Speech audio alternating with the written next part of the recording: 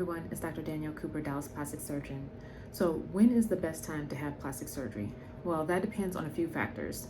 One is what type of procedure are you considering getting? Is it a facial procedure? Is it a breast procedure? Is it a body procedure? Or a combination of procedures? Because each area of the body has a different amount of recovery time that it's going to need. As well as the type of procedure that you're undergoing is going to also dictate how much recovery time you're going to need to completely heal from the surgery. So not only does the area of the body matter, but again, what type of procedure are you having done? So for example, is it liposuction only? Because that recovery is going to be different from, let's say, if you were having actual tissue removed that required a big scar, like a tummy tuck, or like a breast lift or breast reduction. Those are going to have different types of healing requirements that will change what your overall recovery is going to look like. So the other thing to keep in mind is what's going on in your life in the coming months or weeks to months, whatever you're thinking of having the surgery.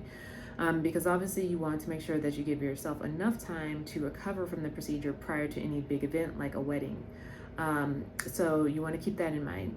Another thing that is important is, are you going to be able to take time off from work? So if there's a certain time of the year that is better for you work-wise, for you to take time off, or maybe it's just a slower time of the year for the job. So particularly for people that have more manual labor jobs, you're not going to be able to do that type of activity immediately after surgery. So finding times in the year, maybe when work is lighter, is something that you want to consider as well. Another important factor is the support that you have after surgery, because the surgery does not end the day that you have the procedure. So it is important to have good caretakers, family members or friends that are also available that can help you with getting through your day-to-day, helping you get fed, helping you get dressed, being there to help give you your meds, bring you to your doctor's appointments. So you want to make sure that the time is right, not only for you, but also whoever your caregiver would be. And then finally, kind of more along the lines of time of the year, depending on what you're interested in having done. Obviously, summertime is a big time for people to go to the beach and show off their bodies. So if you're wanting to be summer ready, it might be better for you to consider having your procedure earlier in the year, either early in the spring or actually even during the winter time, to give you again time to recover prior to the summer months.